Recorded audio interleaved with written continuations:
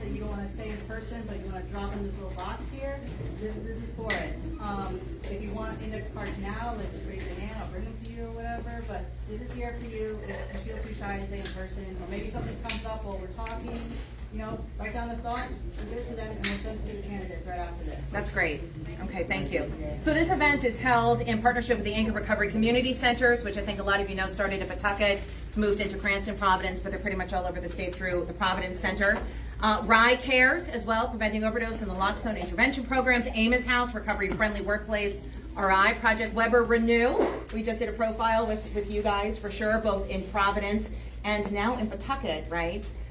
Branching out there, and also the Rhode Island Recovery Advocacy Project. So thanks to all those organizations. By the way, working together in a collaborative way, not in a competitive way in the community, which I think is really important. All the event partners here tonight view recovery through a social justice lens and believe that people in recovery should have an influence on the policies that affect them and that of the city's policies too.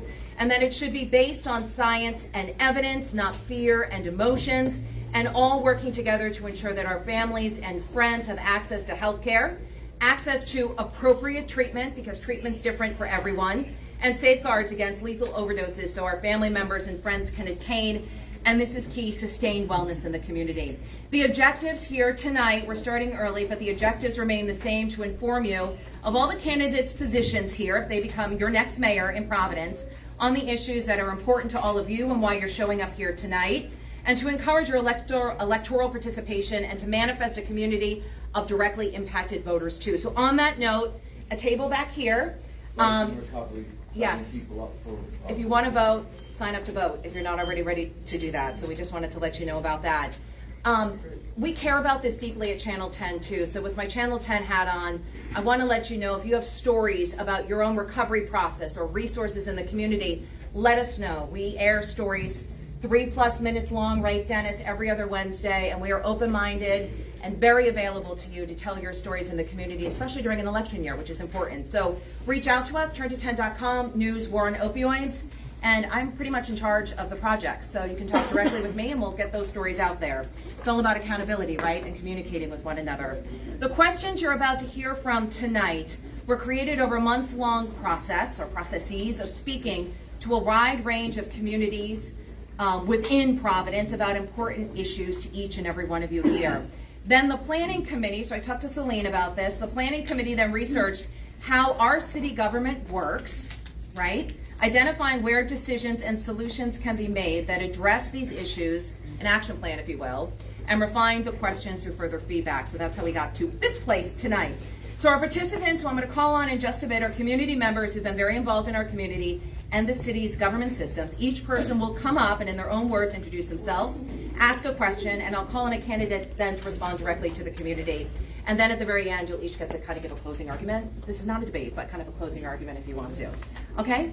And I'm here on a personal note too, because I really care about this community. I was very good friends with Jim Gillen, who a lot of you knew as well, who started the first peer-to-peer recovery center in the country in Pawtucket, and it's branched out through the support of the Providence Center and other organizations.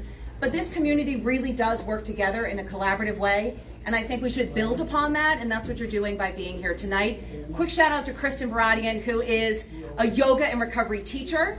We have free resources for you every Tuesday, free classes if it can help with your journey in the wellness community too. So we're happy to support you there, and you can chat with her for questions. So without further ado, are we ready? Let's dig into it. Okay, Miko Lincoln is first up. If you want to come up here, I just interviewed you with a question for the candidates.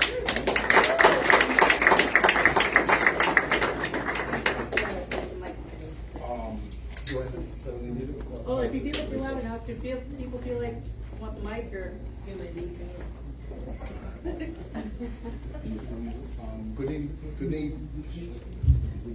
Good evening, everyone.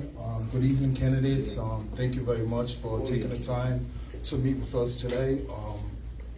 I think it's an enormous responsibility to be a mayor of a city, particularly my city, City of Providence. I'm a lifelong resident of Rhode Island, a lifelong resident of Providence. I was born on the South Side. I currently reside in the 8th Ward. I'm also employed at the Amos House as a certified peer recovery specialist. I'm also a person who's formerly incarcerated and living in long-term recovery. Recovery is a reality for many Providence residents, but there are many pathways to recovery, and all are precious to celebrate. Individuals who established recovery for themselves had to face many barriers, challenges, many traumas, and and those experiences should be respected and understood and accepted. Recovery is a voluntary process that flourishes in supportive communities by recovering and recovered people, and they certainly are part of the solutions. How will you ensure that people with lived experience in recovery from substances and mental health disorders have decision-making and meaningful participation around policy and decisions that impact us? Brett, do you want to start? Sure. Do you want us to use the mic? If you want to, it's up to you. ready. I think it's good to use. So you have 2 minutes, and I will signal when you have 30 seconds left.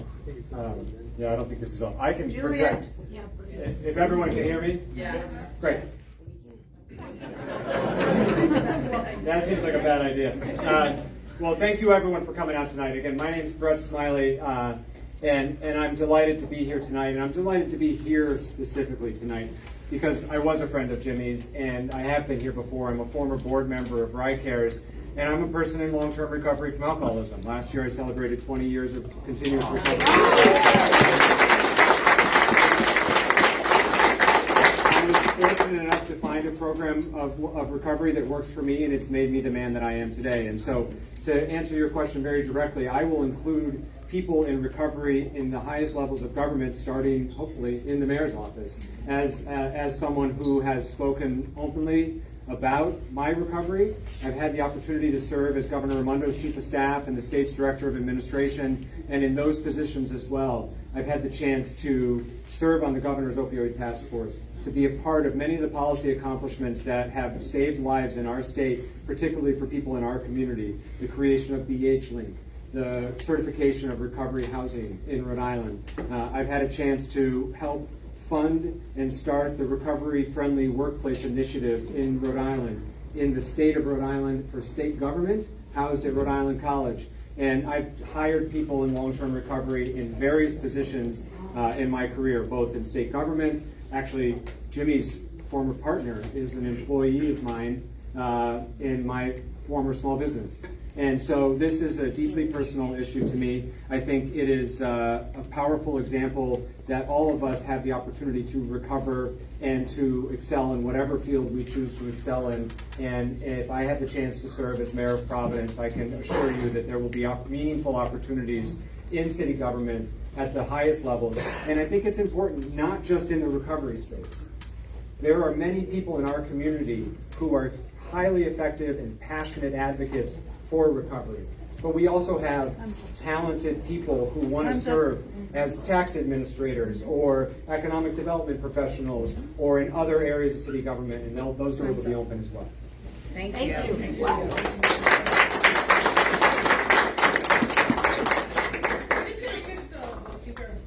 Okay. But I can project as well. Can everyone hear me? Yes. Perfect. Got it? First, I want to say thank you for sharing your story. Thank you. Oh, I don't think I'm gonna project because I'll project. Thank you, first of all, for sharing your story. I actually, my sister and both my brother have experienced mental and behavioral health. In fact, both of my sisters experienced a trauma at a very young age. My sister started cutting, and she also overdosed twice on drugs. Luckily, her life was saved. And back then, there wasn't a program like this. She was lucky to be accepted into UCAP, which was a program that really helped her because she was at risk of dropping out of middle school. That really helped her navigate a lot of those challenges. And then she, later on in life, finally got the assistance that she needed. But it's something that families have to navigate together. But as an immigrant and someone who grew up in the West End, mostly South Side, Washington Park neighborhoods, substance abuse, mental health is stigmatized. it was actually quite difficult for my family to have that conversation. And it wasn't until my little brother was rushed to Butler Hospital, he had a family meeting with us, and he said, I have mental health. I suffer from mental health illness, and I use drugs. And so for me, it's personal. That's why I worked on the first behavioral health crisis response initiative in the city of Providence. Many of you were part of that discussion. We wanted to model it out of similar to other initiatives throughout the nation. But it's not only to intervene, but also to connect people to services. Because if you live in a fancy house, right, people might not know. Many people have to navigate these types of challenges. But some people are more stigmatized than others, so it's about creating initiatives to support everyone in the community. Thank you. Great. Thank you. Thank you for the question and for sharing your story.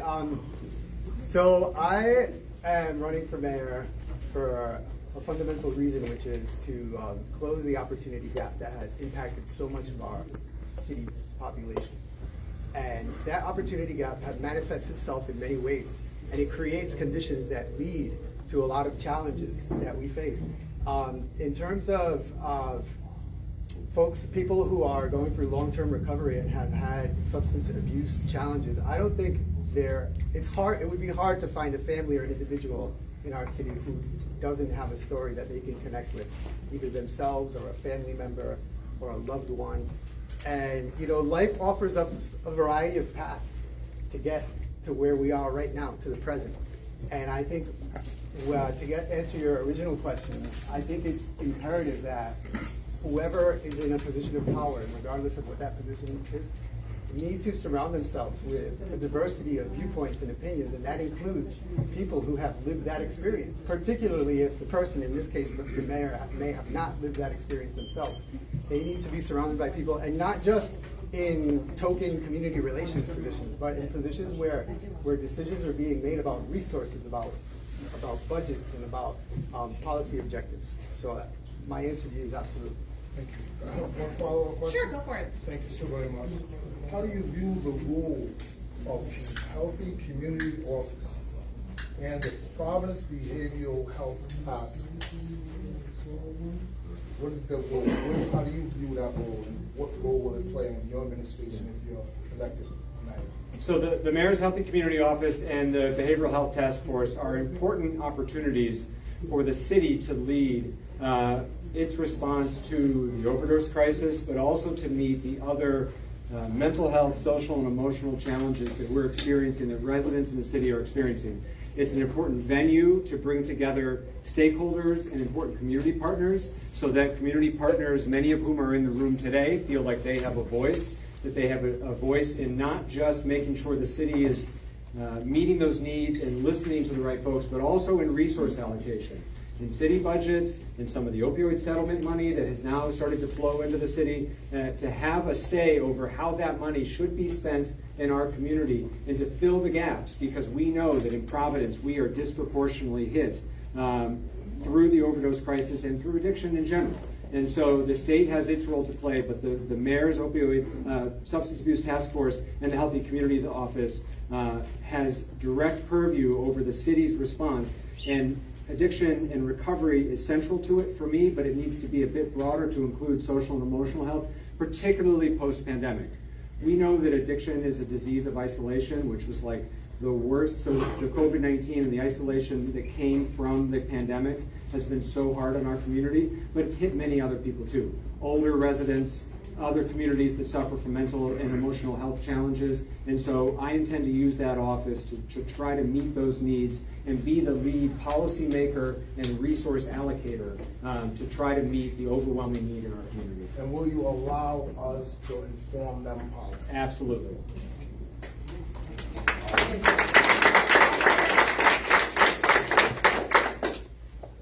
So I work very closely with Lori. In fact, I think who's the director of the Healthy Communities Office.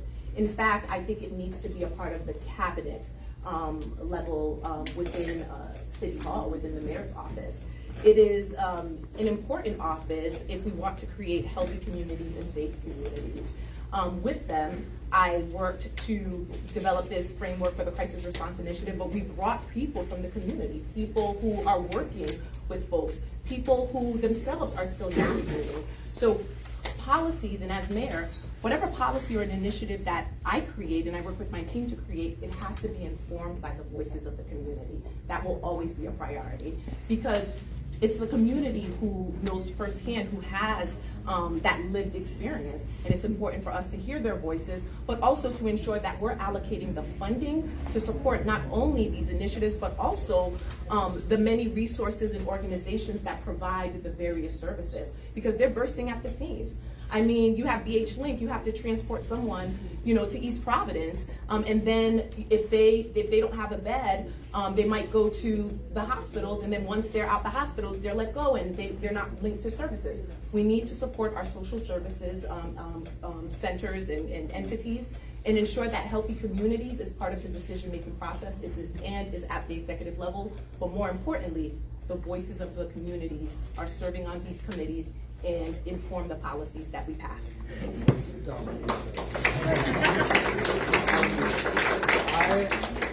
I would agree with both assessments. I think the Healthy Communities Office has done a good job of providing information and serving as a resource, but it's kind of very surface level. And I think there's an opportunity to elevate the work that they do and give that office more teeth and more authority, and also to really integrate more input from the community and from folks who have lived that reality and who can inform policy, and not just have an office that is providing information and is kind of an inch deep and a mile wide. Thank you very much. All right, thank you. Michelle Mckenzie. Michelle Mckenzie. Hello. Hello. Hello. Thank you all for being here so much. Can folks hear me? Yeah. Great, thank you. I can project too. So my name is Michelle Mckenzie. I live in Ward 10, and I am a person in long-term recovery. I am board chair of RICares, which it's been an honor to be a part of RICares for many years now, and was part of it. I have, as almost everybody in this room has, lost friends, family, colleagues to substance use disorder and to overdose. And I see firsthand and have been part of firsthand all the efforts that the state and communities have put into addressing overdose. And there is amazing efforts, but we continue to lose people. Last year we lost over 435 people to overdose. And an area that needs expansion is harm reduction. We've done some great, really built infrastructure, but we have more work to do in that area. And so that we really are taking advantage of all the tools in the toolbox. And so last year, 94 folks from Providence died from overdose.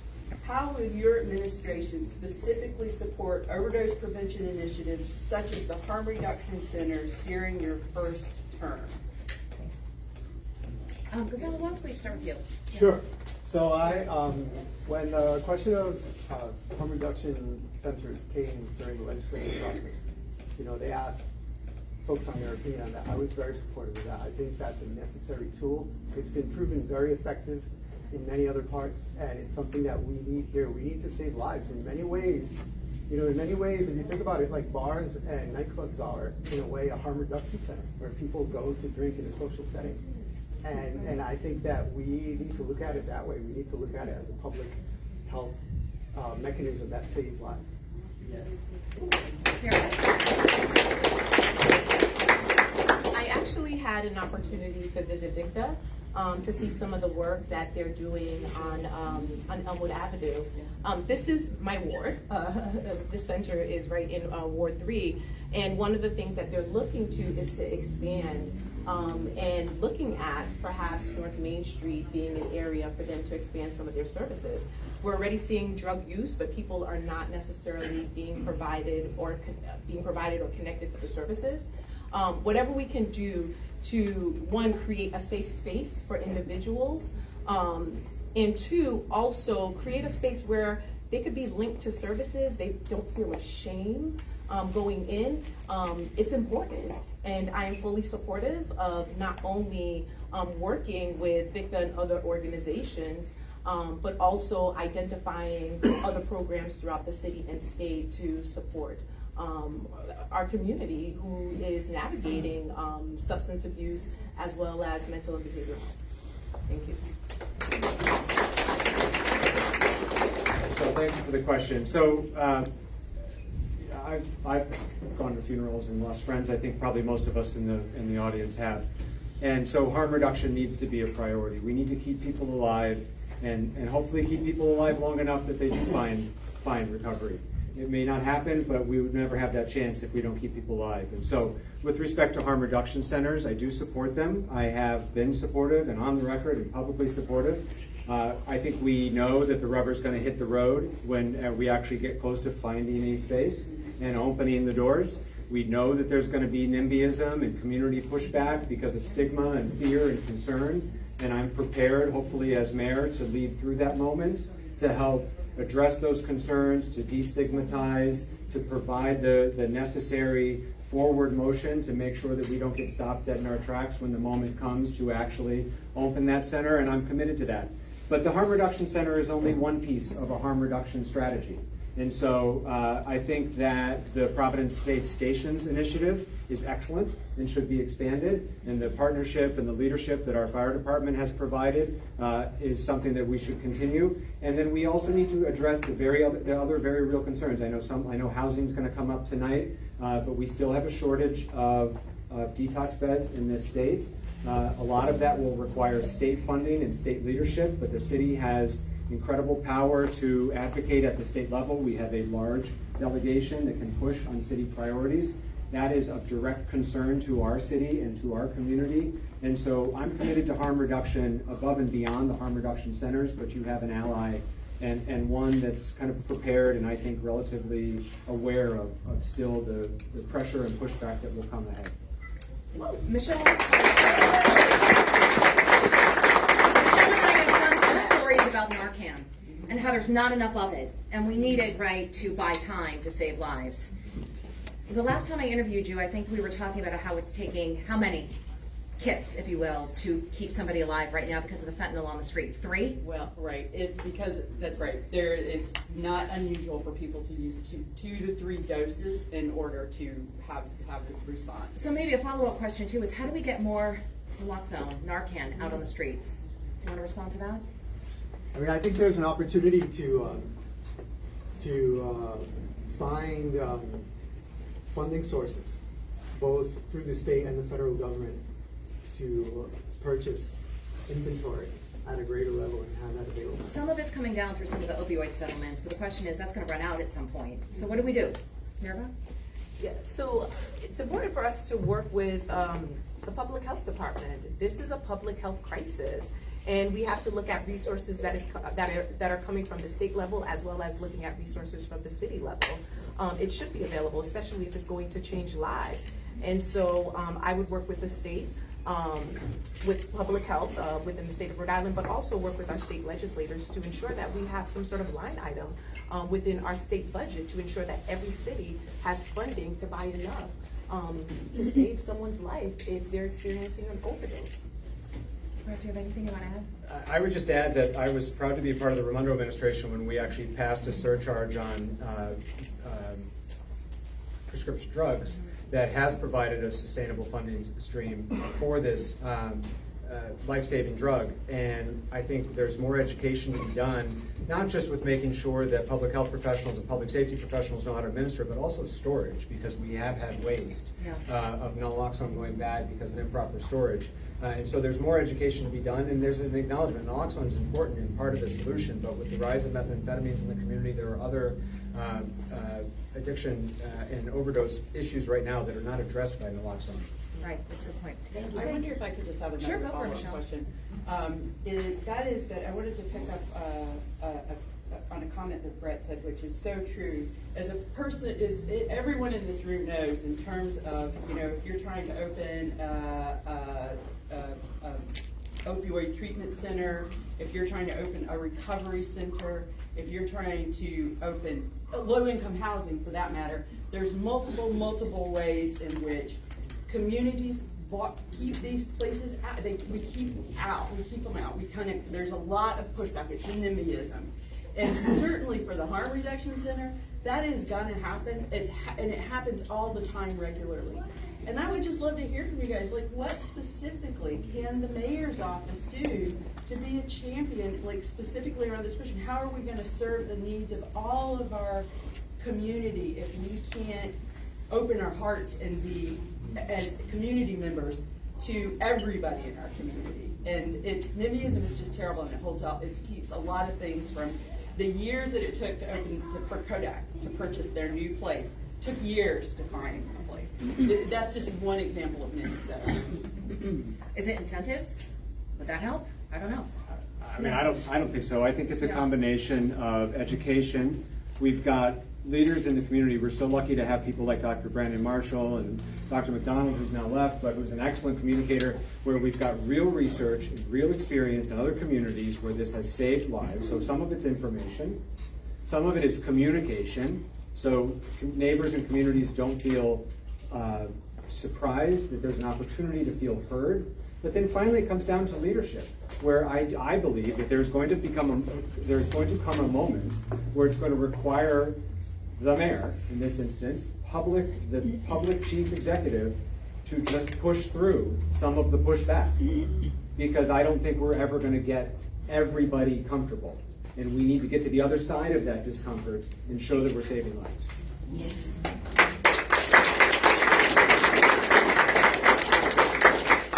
It's not an easy process, and I don't want to pretend that it is. You have communities that have been historically disenfranchised who are like, do not bring it into my community. Every time, you want to bring homeless shelters, harm reduction centers in these concentrated areas. Then you have communities who are like, the aesthetics, I don't want it here. So yes, I agree it's about education, but we also have to change the culture and how we see addiction and how we see serving people. When I talk about creating a city government that works for all people, that means it has to be a city government that's inclusive of every single resident's needs. Whether you're a resident who lives in a house or you are unhoused, or you lay your bed every night in a homeless shelter. But it's through education. It's also pushing back, working with our community leaders, folks who are doing the work, who are navigating this experience.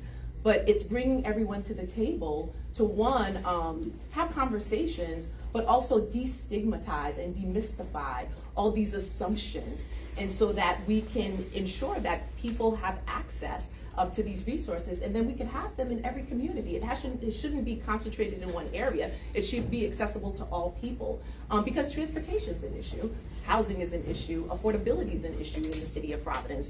So inclusiveness also means accessibility, and accessibility means that it's available in every single neighborhood. But we have to get buy-in. It's going to take time, and there's pressure, right, that comes from the community as mayor, but it's about informing the community and also being able to push back with data, with quantitative and qualitative data to show the benefits of these centers.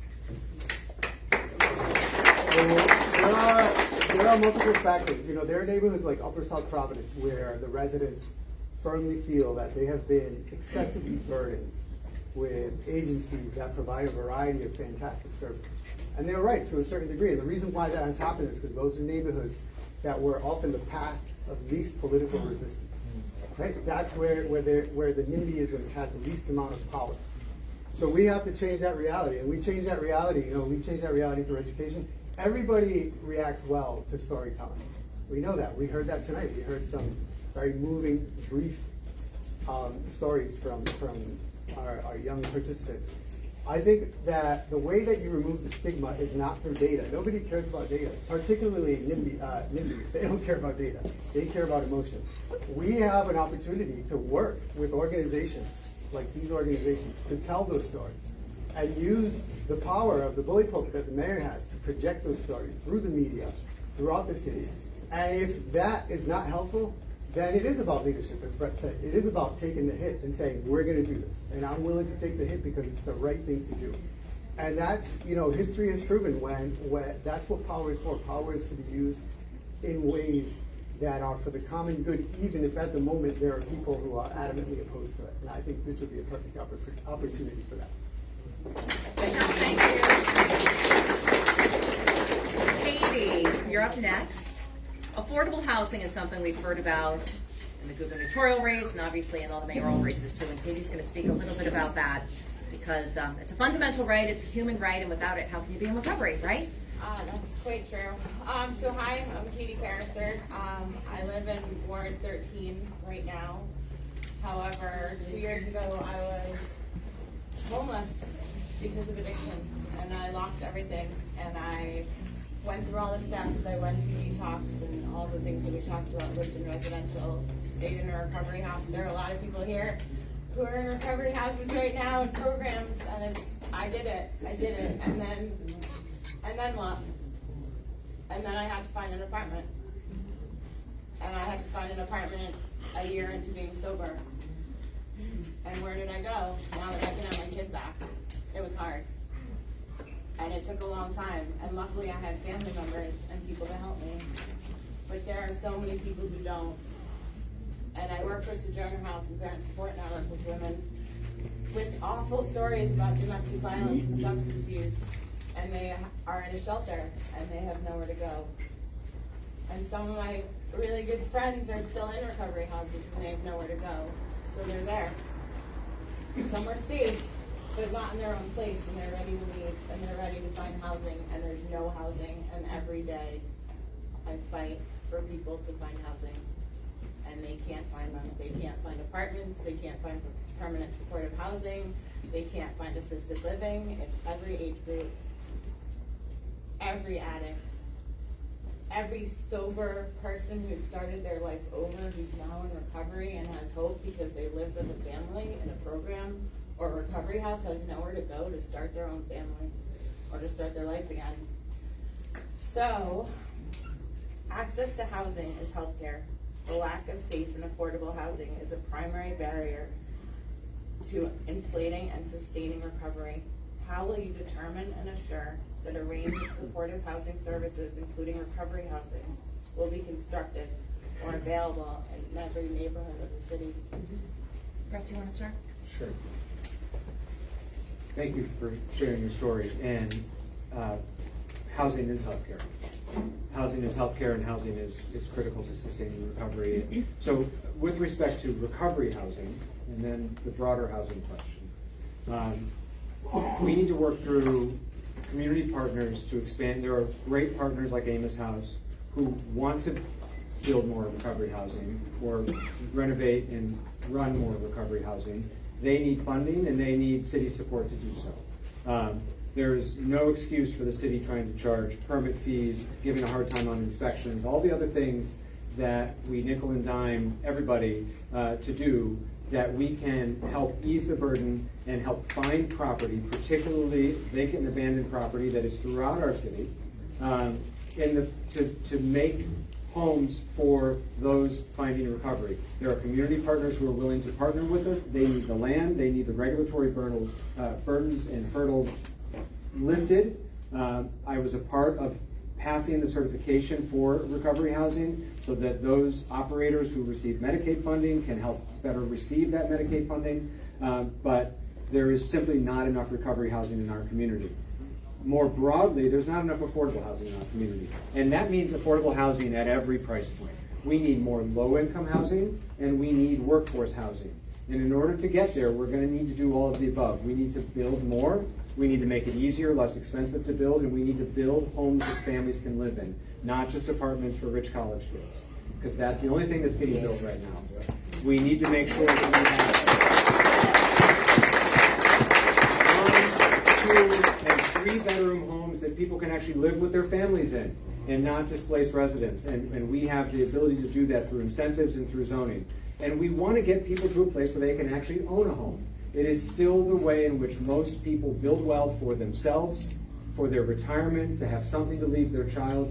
and actually build generational wealth, which is what we want people to do.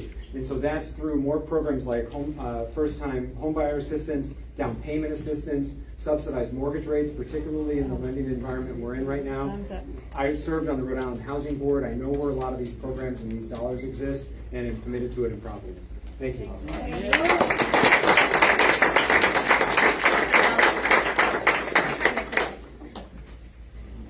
There's an opportunity for the city to play a pivotal role in the building of more supportive housing as well as market housing. And the city has all the tools. We have the Providence Redevelopment Agency, which controls a lot of land. We have the Providence Housing Authority. We have the Planning Department that controls millions of dollars in community development block grant money. And we have the power of zoning that we can change, and we have to change. And all these tools are at our disposal, and now we have the state that has set aside millions of dollars for the development of new housing. What we need is to be intentional about it, and to say, what are we gonna do to build affordable housing, workforce housing, as Brett said, and also to support those agencies that know how to develop and know how to successfully build and operate supportive housing. The tools are there. Actually, for the first time in a very long time, the city and the state have a near complete toolkit to make this a reality. This is something that different elements of this have been fought for years and years and years, for a number of different reasons. Part of it was state funding, part of it was political, part of it was simply profit. We're in an excellent spot. We just need to pull the trigger and move forward.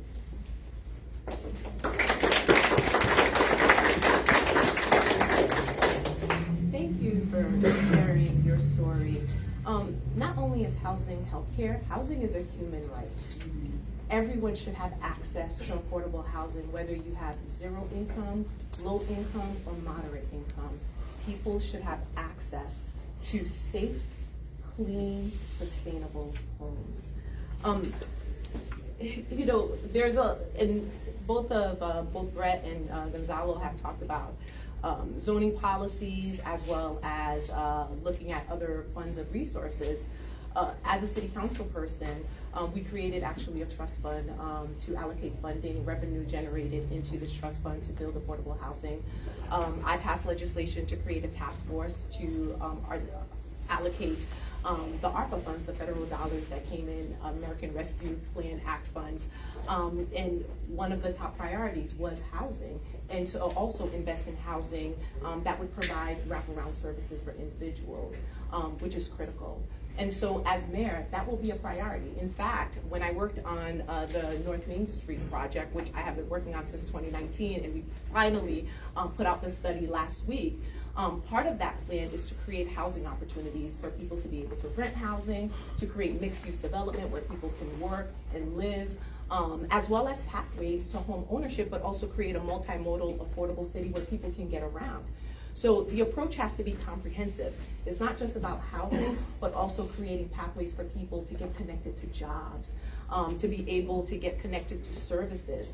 And we also need to start with the schools. I passed legislation to increase social emotional support in our schools for our kids. And part of the destigmatizing mental and behavioral health is also ensuring that our youth have access to services, and services are also, families can also access these services in the schools and also in our community centers. So I will prioritize housing and affordable housing.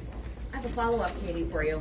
It takes a long time to build affordable housing. There's a lot of regulations, a lot of money goes to the banks to buy time to get the funding. How would you work with that? On average, I'm hearing to build affordable housing units, it takes a minimum of 5 years. Yeah. You've got a kid already out of high school at that point. So Brett, you were talking about kind of pulling back some regulations to get the funding to go through quicker. Would you actually make that happen?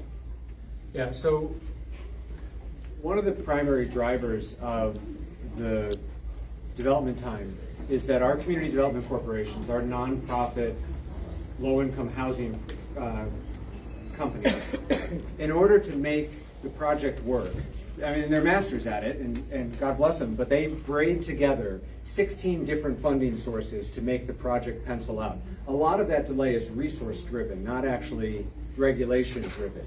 It's in order to qualify for this tax credit or that tax credit in order to make the program work. And so there is a way to accelerate that through short-term loans, bridge financing, helping them get started even though the credits haven't been allocated yet. And we can do that in a way that that money gets repaid and then can get reinvested into the next one and into the next one and into the next one. There is It would also also save the money too, right? So they're not paying banks enormous fees. it has the potential to save them money. And then there is suddenly, it's great, suddenly everybody in Rhode Island, policymakers in Rhode Island seem to have religion on housing. And so there are state resources available today that have not been available in a very long time. The General Assembly allocated quite a bit of funding to Rhode Island housing. The city has an affordable housing trust fund. We have an opportunity to access those funds here in Providence. Back to Michelle's question and the conversation around NIMBYism, there are communities in Rhode Island that fight the construction of affordable housing. And that's something for them to deal with. Honestly, I want to access as much of those dollars in Rhode Island, in Providence, as possible. So you're saying you could speed it up? I think so. And for the first time, there are so many topics. A lot of it's because of this one-time federal funds. We have money available. That's always been the rate limiting factor. There are resources available, and there are ways to accelerate that process.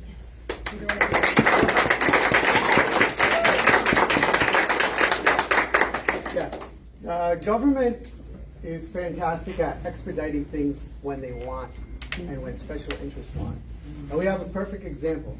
The Councilwoman LaFortune spoke about the Affordable Housing Trust. It was created 2 years ago. We, the taxpayers of Providence, borrowed $24 million. And at the time, the City Council heralded this as an opportunity to build and leverage 1,400 housing units, affordable housing units.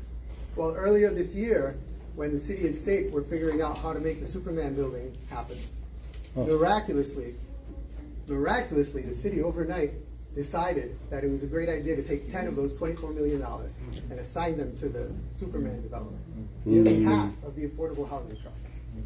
So that's just a simple example of how we need to get our priorities in order. Because when government wants something to happen, they make it happen.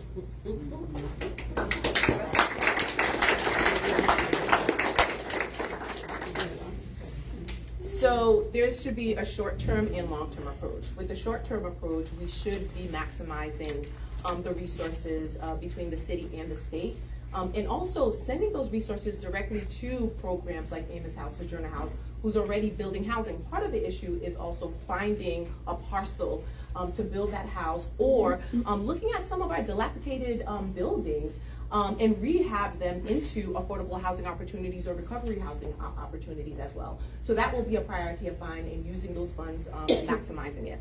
And yes, the city does have a way, particularly city leadership, to prioritize certain projects over others. I look forward to that Superman building ordinance coming to City Council for us to actually vote on it.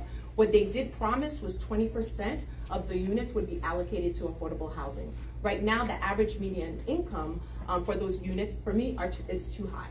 I think it's 80% and higher. It should be lowered, and that's something that I have committed to fighting for.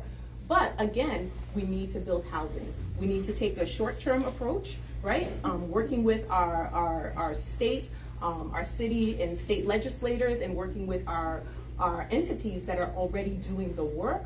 But also looking at our comprehensive zoning plan to look at land usage, our zoning policies, and to revamp them so that we could cut out the barriers that prevent us from building more affordable housing. And when we're building housing, to also think about building communities and transit-oriented housing, so people again have access to transit, so they can get to their jobs, they can bring their kids to daycare. And another thing, as a mom, I think when we're thinking about housing, particularly for those who are, who are going through their recovery journey, it's important also to provide services like affordable childcare. For school as well as for job training opportunities as well. So I will take a comprehensive approach, and I will look at the short-term and long-term solutions. Thank you. Tara, you're up. Tara and I go way back. Jackson Cadillac. Yeah. So you've done great work in the recovery community. Thank you. So, My name is Tyra Dawson, who don't know me. I'm a person in long-term recovery. And this place here means a lot to me. I started my recovery behind the walls in the ACI in 2013 when I didn't even know what recovery was. I was like, I'll never get recovery if it's having to go to AA, and that didn't work for me. But it was brought to me by two special people, my mentor, Jim Gillen, and my sister, Holly Sakala. Where'd she go? They came in, they brought recovery coaching into the prison. I was like, they can't do that, not in prison. Then they said they're gonna have pizza and soda. I said, I'm in. Real pizza in prison? I'm going to get some pizza. Yeah. So, long story short, I did get my first recovery coaching in prison. I was a recovery coach behind the walls in minimum. When I was released, and it was 2013, I was released in 2014, and Jim said, when you get out, come see me at Anchor Recovery downtown Pawtucket. I was released on a Wednesday, I was there on a Thursday. And I volunteered for about 6 months, and Holly and Jim seen something in me, and they hired me part-time. I was already there part-time, so hey, let's do it. And then, never forget, it was a Tuesday, and I called Jim to see how he was doing because he had cancer. And he said, hey, how's that full-time doing there? I said, full-time? I don't have no full-time. He said, what do you mean you don't have full-time? I told him 2 weeks ago I'll give you full-time. Click. I said, I'm not getting nobody in trouble. I get a text message a few hours, half an hour later. Can you be at work at 8 o'clock in the morning? And mind you, my shift didn't stop till 9. I'm like, oh my gosh, I'm in trouble. And I got full-time. That was on a Tuesday. Jim passed away that Saturday. But I always told Jim, I'm gonna make you proud. And he said, I know you are. But there's not a day that I don't get up and think about you. And that picture right there is one of my favorites. But I have a question written, but I do want to ask another question. Today, Kevin Jackson and I went to Rhode Island Housing to advocate for a young lady for a housing appeal. And she advocated well for herself.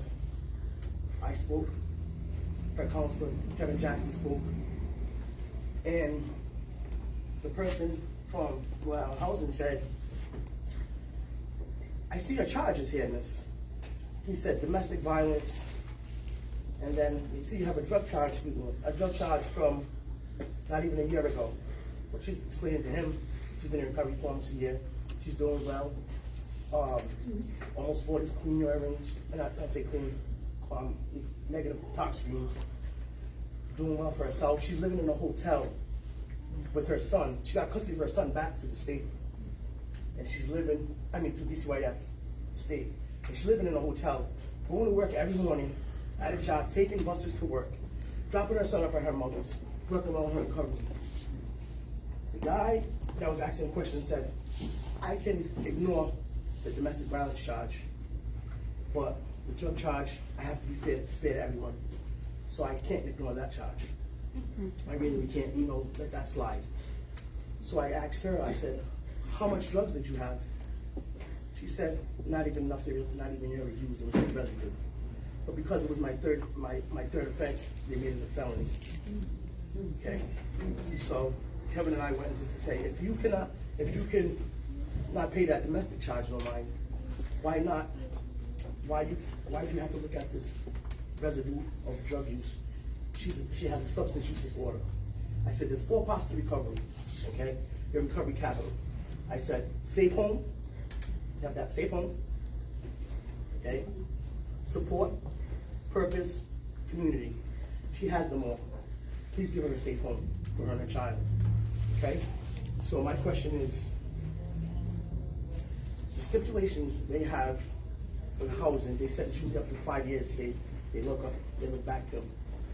Are you able to change that for a person who is trying to live a life in recovery but doesn't have a place to live? So the stipulation is 5 years.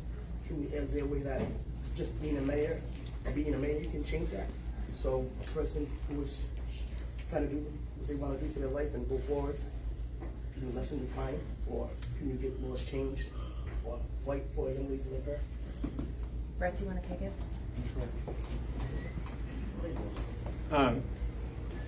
You can absolutely fight for a lady like that, and I would fight for a woman like that. The policy change will require the Rhode Island Housing Policy, the Rhode Island Housing Board, to change that policy. Those board members are appointed by the governor, and the mayor has political power to make changes like that, not unilateral power. Can't just decide it needs to be done, but we have the responsibility to advocate for people in our city. The mayor, in order to be effective, needs to have a working relationship with the governor to be able to speak with conviction on issues that are important. Those are his, or maybe in the future her, appointees to that board to make that policy change. But this is where we need a mayor who understands, who's willing to be an advocate, who's willing to use the power of the office to fight for policy changes and to share real, contextual, powerful stories about why policies need to change.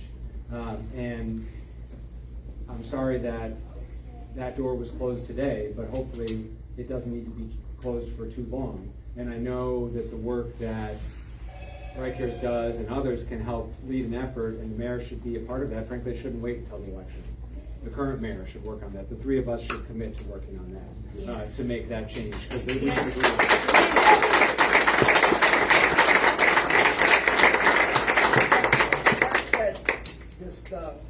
The answer isn't final yet. We're still waiting on the appeal process. We should have an answer when, Kevin? Within 10 days. Within 10 days. So I think you know how to reach all of us, and I hope you'll keep us posted. Tara, that's a call to action. Yes. Jim taught you well. Deborah, do you want to take it? Tara and I go way back. Yeah. Yes, go ahead.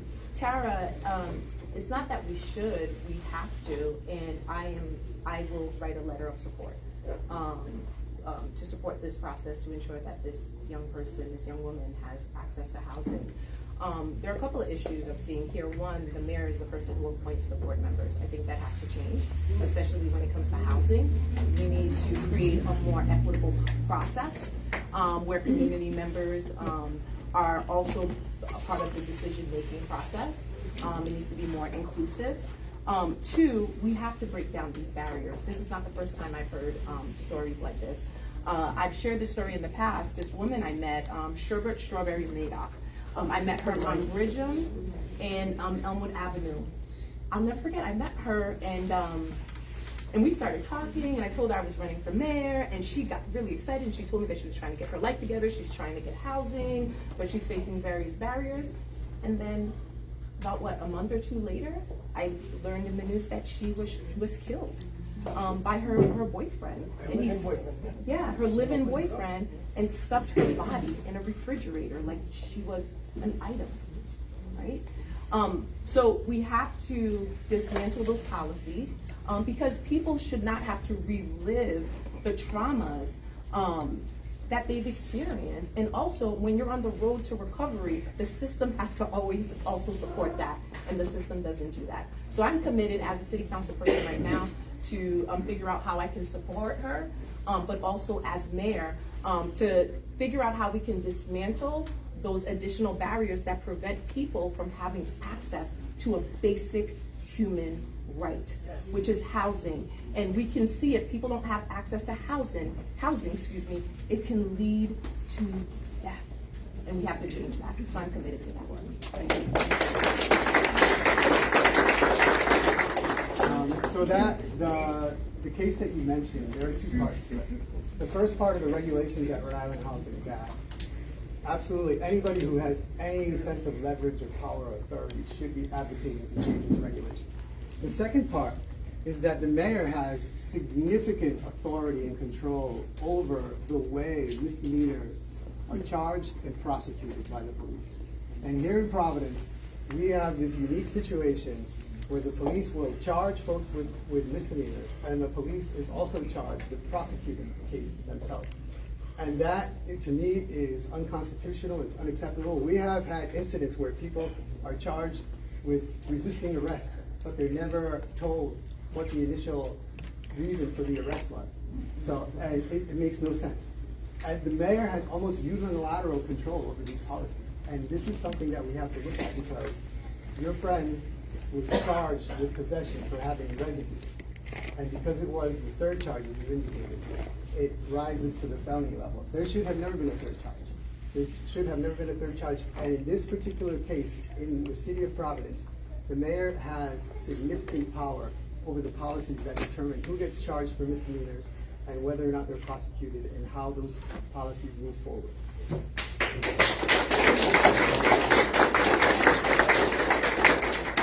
So this kind of almost leads into my next question. I work for an organization called Project Weber Renew. Everybody Weber Renew. But I'm what they call the Court Support Navigator. So I have an office in the 6th District Courthouse. And every day I am working either directly with judges, clerks, lawyers, and people with substance use disorders. So we're a place where we deal with harm reduction. Harm reduction and recovery. I have harm reduction supplies directly in my office. Sometimes I'm just here support, talking to people during the day. But the question was, there are significant intersections between behavioral health disorders and the criminal justice system. We see almost daily evidence of discrimination by police towards people who have problems with alcohol and other substances. A current Rhode Island Department of Health surveyed 189 people who witnessed an overdose in the past year. Now, only 16 people were reported to police officers who used naloxone. How will you address and minimize this discrimination? Okay, I'm gonna say it again. In the past year, 189 people were surveyed who witnessed an overdose. Only 16 people reported officers using naloxone. How will you address and minimize this discrimination? Cuervo, do you want to take? Yeah. So this sounds like a two-part question. One, we should not be criminalizing anyone who's suffering from behavioral health disorder, and that is why I work to create the Behavioral Health Crisis Response Initiative for nonviolent crisis, for these types of crises, so people are not handcuffed because they're experiencing a behavioral health crisis or homelessness or mental health crisis, so that a trained worker can intervene, implement whatever tool and resources need to be implemented, but also connect people to services for continued care. Because many people, particularly those of marginalized communities, historically underrepresented groups, rather than get the services that they need, they find themselves in the justice system, and that's something that I want to change. And there needs to be some additional training within public safety. Part of the reason why this program is within public safety is, one, we also need to have a mechanism where someone calls 911. It may be for a police incident, maybe it's for fire, but we also should say this is for a behavioral crisis so that the right people can be directed to intervene again. But again, we need to ensure that, as mayor, I will ensure that that program is expanded and funded so that we can have 24-hour response services, and also implement some training within public safety, whether it's a firefighter, EMS, a police officer. But what this does, it frees officers to do their job and address the crime, the real crime, and then someone who is trained to address these situations can go out and do it in an empathetic, but also approach this from a diversity, equity, and inclusion lens. So I will continue to fund the service and expand it within the city of Providence, but also work with our local organizations to ensure that people are connected to services and that they can support the needs of the community as well. I think it's important that we expand the intervention models that don't immediately call for a police response, a uniformed police response. And I think we have to look at using other resources that exist. I mean, if you look at our fire personnel, all our fire personnel is trained as EMS. And consistently across the city, EMS, whether they're in an ambulance or on a fire truck, they have to respond to crisis situations. And generally, almost always, those interventions end up, well, they don't end up in disaster. They don't end up in somebody getting shot. They certainly don't end up in somebody getting arrested. We should be asking ourselves and saying, why is it that they have such a great success rate? Why is it that people feel comfortable around them? Why is it that that model works? And how can we replicate those best practices across the board to make sure that people don't feel intimidated reaching out to the police? Part of that is also, implementing the tools of what we commonly call community policing model, which is to get police officers out of cars, have more walking beats, have more personal interaction, more empathy, more human level connections. And that's about policy. That's about policy. That's more about policy than it is about money. And we have to be intentional about understanding that if we want to be a more human level city, if we want to be a more connected city, that's where we begin.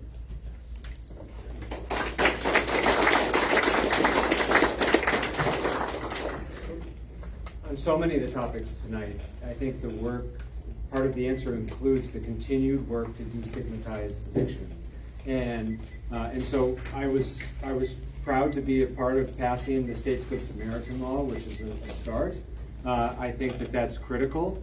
I think it's important that we continue, as I mentioned earlier, the Providence Safe Stations program. And I think training for our public safety personnel is also vitally critical, not just in the academy, but on an ongoing basis. And I think that training needs to include a component around recovery. I know it's uncomfortable for some members of the audience tonight that there's members of our police department here tonight, but I'm glad they're here because so many of the police interaction is when we are in active addiction, which is not always a positive experience for either party, and they need to also see and build relationships with people in recovery to see the other side of it, to see that we can recover. And I think that's how we tap into some of this empathy that keeps being discussed, is to see that recovery is possible, to see people get better, sometimes the same people that maybe there was a previous interaction with, to understand the journey of recovery that is available to all of us, and to have that as part of the ongoing training as well, not just with new recruits, but throughout their career in law enforcement. And I think that the continued leadership from the mayor's office, it was like the first question, which was how do you expect to include and what's your commitment around hiring people in recovery as a part of your administration, is how we ensure that this continues. If, as a person in long-term recovery myself, if I'm mayor, or if one of my opponents here is mayor, to ensure that there are people in long-term recovery in senior leadership positions so that continues to be part of the culture of city government, to provide that leadership, that ongoing guiding light to make sure that everyone who's having interactions with the community knows about recovery and can help with the continued destigmatization. I don't think that's ever going to be a destination. That's a journey that we're just going to stay on, but we need to stay committed to.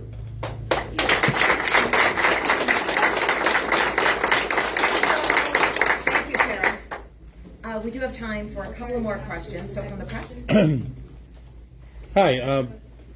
Oh, good? Yes. I do have another question. You get excited. All right, we'll get to you right after. Absolutely. Thank you, Celine.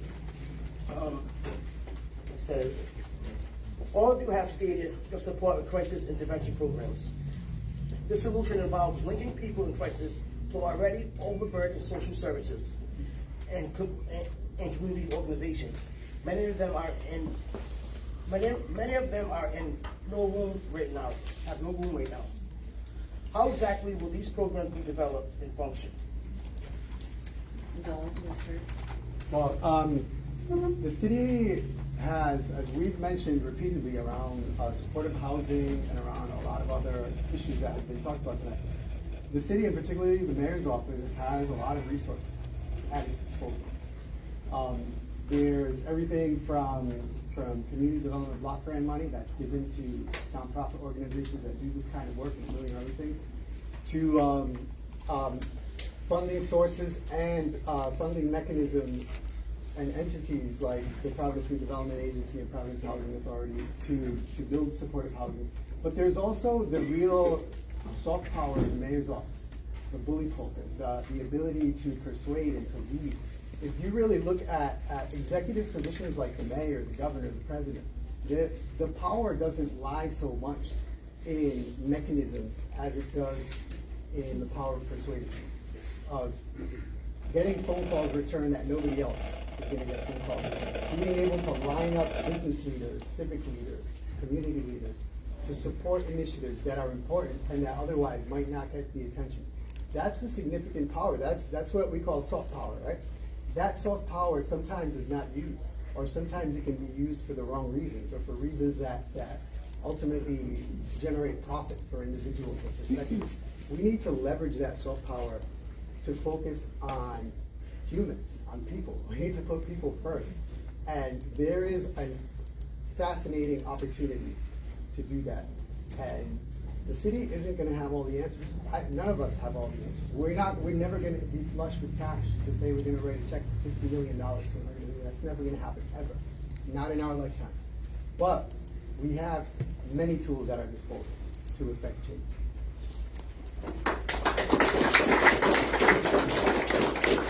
So I alluded to that earlier, and I mentioned how, these crisis response, this crisis response initiative would connect people to services for continued support. But a lot of these services and these organizations are bursting at the seams. The city actually does not have a lot of financial resources. We have a significant pension obligation. Everyone's competing.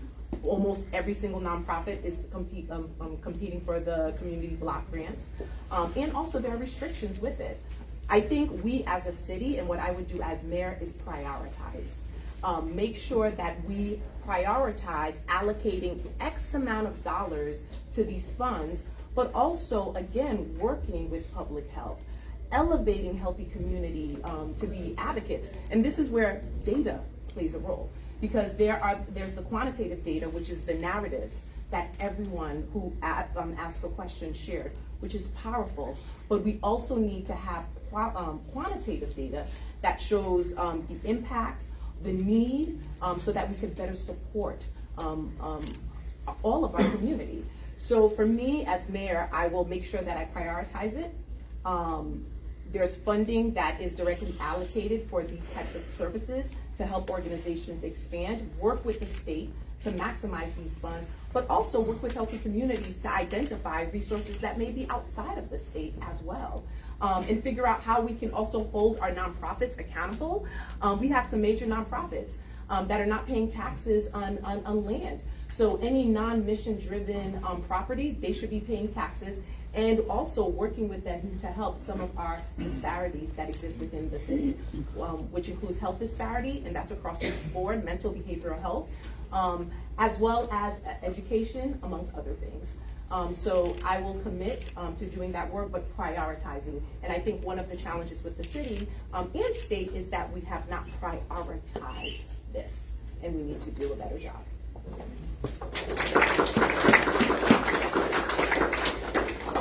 So we all have spoken favorably about the behavioral health response teams and this diversion program. But it's a pilot, and part of the reason it's a pilot is to see where the gaps are. And so, it breaks down into ensuring that there is someone to call, that there's someone to respond, and that there's some place to go. There's now someone to call. Not just 911, but also the new federal government 988, which we need to continue to educate people on. And by the way, as Rhode Islanders, we should be very proud, because what was Rhode Island's BH link is very much embedded in what is now the nationwide 988. And we should be proud of that as a policy leader on the national level. There is someone to call. For the most part, there is someone to respond. Through 988, we need to do a better job of making sure that there is someone to respond locally at 911 at all hours. The gaps are going to come with somewhere to go. And so that's what this pilot is for, is to understand where there are gaps in the referral network where we are short. We know there's going to be shortfalls, and that's where those resources need to go. And the mayor needs to be, and this is broader than just the diversion program, but generally speaking, the mayor of Providence, which has always had resource constraints, a shortage of money, needs to be a master at trying to both maximize city resources, try to marshal as many state resources as possible, bring foundations and philanthropy to the table to, as a community, fill these gaps. And some funding may come from the city, and some may come from the state, and some may have to come from the Rhode Island Foundation to fill these gaps. And so that's why this pilot is so important, to see where the gaps exist, and then to triage, like the work that everyone who's working hard as a provider in this room, who's running a nonprofit, is doing on a daily basis. On the city level, in the mayor's office, it's just a bigger scale of a very similar challenge. And so that's where I'll be focused. We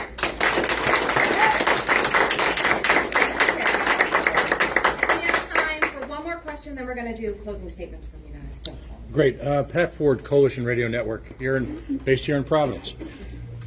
There's an old-timey cartoon that says, "I have seen the enemy and he is us." All of you have spoken provocatively this evening about the need for not just low-income housing, but workforce housing.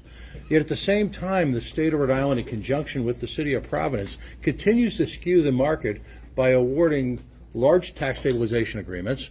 And in the case of the Fane Towers, despite protests to the contrary, the Fane organization is set to receive a $25 million grant through the Commerce Corporation of Rhode Island. So the state, on one hand, cries out for this affordable housing, yet whether it be in Pawtucket with a stadium and a rail line that's going to gentrify the city, whether it be grotesque tax stabilization agreements in Providence, we incentivize the market towards luxury housing and luxury retail. I'm going to ask you, will any of you pledge to end tax stabilization agreements if you're elected to be mayor of Providence? Brad, do you want to take it? Sure. Thanks, Pat. I mean, I know your perspective. I think we all hope that we can continue to talk about the recovery community and the needs of our community. But to answer your question, no, I'm not willing to pledge an end to tax stabilization agreements. We've talked about the need for more housing in our community. We need to continue to build more housing in our city. And because of the uncompetitive nature of our tax structure, it is infeasible to build new in our city without a subsidy. What we can do, and what I'm committed to doing, is to respecting taxpayers, to make sure that we're subsidizing programs and developments where real families can live, not just college kids, where we incorporate things like workforce and low-income housing, where we have safeguards in place to make sure that when there's cost overruns and other things, that developers aren't taking advantage of the city, and where we are ensuring that any proposed development with a subsidy never pays less than it pays on day one. So what we're talking about is turning a vacant, abandoned building or an empty piece of land into something new that can create housing or jobs in our community, and they never actually pay less than they would have paid if the project never got built. I think those are responsible safeguards. I think that is just the reality of where we're at with respect to our taxes in Providence, and that's the only way in which we're going to grow as a community. Can I just add one quick follow-up into that for all three? Right now, the city of Providence, under the current administration, has allegedly agreed to give a very wealthy developer who's the possessor of a historically, epically failed real estate investment, the Superman building, millions of dollars for a city that clearly, as we can tell in this room, has other priorities or should have other priorities. Do any of you are willing to walk back that $5 million contribution to a failed private real estate investment that, by one candidate's estimation, has no potential whatsoever to have truly affordable housing, as I think the people in this room describe it? So that is a debate about the different levels of what does affordable housing mean. So there's like 60%, 80%, 120% AMI. So that's what you're speaking to. Nerva, do you want to look at that? So I also alluded to this a little earlier, that the AMIs, a lot of time when developers say it's affordable housing, it's not truly affordable. It's 80% AMI, average median income. And most people in Providence can't afford that, because when you think about the average household median income, it's about $40,000. And I think 80 AMI might bring you have to make like $70,000 or something like that. So we need to have a truly affordable infrastructure. In terms of the TSA, the tax stabilization agreement, is a tool. We have one of the highest commercial tax rates in the nation. It is quite difficult to build affordable housing. Compound that with our zoning policies and how difficult our city and state makes it for investment. What I have introduced and I want to pass before I leave City Council is a residential tax stabilization agreement. And the AMI would be broken down, and the length of your incentive would be based on the AMI. So the lower that it is to make it truly affordable, then you might get maybe a 15 or a 10-year tax stabilization agreement. And so it's about prioritizing affordable housing, because you can't address behavioral health and mental health the crisis in our city without also ensuring that people have a place to live and they have services. So affordable housing has always been a priority of mine, will continue to be a priority, but also I will continue to work as a city council person to support legislation and to pass legislation to create more affordable housing opportunities across the board for zero to moderate income housing. And finally, I voted against the Fane Tower because the market didn't call for that. Also, there was the zoning policy that was in place. It wasn't an equitable and open and transparent process, so I voted against it. Thank you. And Bella, maybe also the answer, mixed income with some of these TSAs? Yeah, so the TSA, the tax stabilization agreement is a long-term agreement between the city and the developer, so that there's predictability over 10, 12, 15 years, how much taxes you're gonna pay over that period of time. This is a tool that has been used to spur development all over the United States. The problem is that in Rhode Island, and particularly in Providence, it's the only tool that has been used. It's become a crutch. It's more than a tool, it's a crutch. We talk about having an economic development toolbox, you open it up, and the only thing that's in there is TSA. And that's what we have to get away from, because these TSAs have been used to the point where wealthy developers and their well-connected lobbyists know that the first thing they're gonna do before they open their mouth about any new construction is negotiate a TSA. And we have examples on College Hill, right off Thayer Street, of developments, excellent developments that were built with zero TSAs. Zero TSAs, so it's false that this is the only way we can build. The TSA is a tool, and we need to get away from using that tool. Yes, there are opportunities to use TSA models to build affordable housing. Yes, there are opportunities for people to develop in Providence without TSAs. What we should be doing is we should be figuring out how to reallocate our resources and how to improve the delivery of city services so that we don't have to rely on that single crutch like we've relied for the last 20 years. Because guess what has happened in the past? People who got TSAs 20 years ago, when those TSAs were about to expire, they go back to the city and they're like, oh, poor me, I can't sustain my business without keeping the taxes at that level. So the TSAs were renewed. And now that we have gradually reducing TSAs, they come out with a new scheme that says, oh, we're gonna turn part of our building into student housing, and that way we qualify for a state program that continues to subsidize our taxes, while people like me and you, who own a triple decker or a single family house, we get no TSAs. We get no tax breaks, we get nothing. We pay the full bill, and that is unacceptable. So it's time, thank you. For closing statements, if you will, kind of to wrap up the theme of tonight, which is what brought us all together about if you become the next mayor of Providence, how will you support the recovery community? Brett, do you want to start? Sure. Again, thank you, and thanks for everyone who's stuck with us. I know it's been a little bit long and a little bit warm in the room. This is so important, and it's, of course, so personal to me. As a person in long-term recovery, the recovery community will have a champion and an advocate in the mayor's office. We have an obligation to save lives in our community and to ensure that we do everything possible to work with community partners to make sure that a path to recovery is available to all who are, whenever they might be ready to find that path. We've talked about a lot of very topical discussions tonight, so I do want to just touch on, because we're all full functioning people in the world, and my campaign is about more than just recovery, and it includes improvements in our public schools. It includes the development of more affordable housing and the just better delivery of city services in our city. I'm proud to have served as Governor Raimondo's Chief of Staff, the state's Director of Administration, and the city's first Chief Operating Officer. I've got experience that prepares me to be ready to lead on day one, and I'm so excited to get to work in our great city. I am asking for your vote on Election Day. As Allison pointed out at the beginning, there is a table in the back. Please register to vote. Your vote matters more than ever. I'm Brett Smiley. You can learn more at smileyformayor.com. Thank you.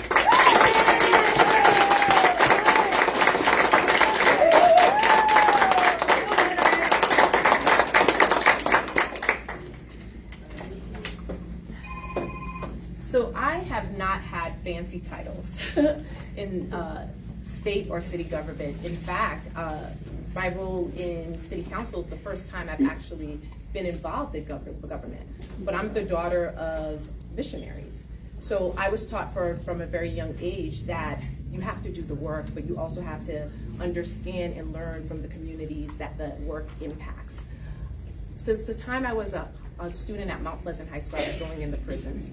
I was going in juvenile detention, and through this program and talking to our teens who were incarcerated and figuring out how we can better support them. I did that throughout my time in college at Temple University, going into the state penitentiary. And also when I moved back home to Providence to raise my children, every semester pre-pandemic, I would co-teach a class in minimum. But for me, and also the work that I have done to create the Crisis Response Initiative, all of that work has been informed by the community, people that I have talked to. As mayor, I am committed to serving the community. I'm committed to doing the work, and that's the type of mayor we need. Someone who has the professional as well as lived experience, but also who's going to bring the voices of people most impacted to City Hall. Please go to votenearva.com to learn more about my platform. Thank you so much for having me. Thank you all for coming out tonight. I'm running for mayor because I want to close the opportunity gap in our city. An opportunity gap that continues to widen and continues to limit the growth of our city and the potential of the people who live in the city at every level. You know, our lives that we live, we don't choose the paths that we're taking on. And we have arrived at this moment through wildly diverse paths. And some of us have suffered a lot, and some of us haven't suffered that much. But ultimately, we're our brother's keeper. We're responsible for each other. And if we're a city and we're a community and we want to grow together, we need to invest in people. We need to put people first. And that's really what motivated me to run. And that's why I know that when I'm mayor, we're going to put people first, and we're going to make sure that folks that are on the road to recovery, people that are in long-term recovery, people that need support services in order to succeed, in order to lead fulfilling, happy lives, will receive those services. And they will receive those services because the administration will represent their interests at every level. At every level. Policymakers, people who decide where the money's spent, not just public relations positions. That's what I propose. That's what I'm going to accomplish as mayor. You can find out more at gonzaloforprovidence.com. Thank you, everybody. Register to vote. If you haven't already, tune into Channel 10. Next Wednesday, we'll wrap all of this up in a good, chunky 3-minute piece. And if you have any questions for me, Kristen, Brian, all the representatives here, speak up. Information is power, and we hope this helped you make a good decision when it's time to vote. Thanks, everybody, for being here.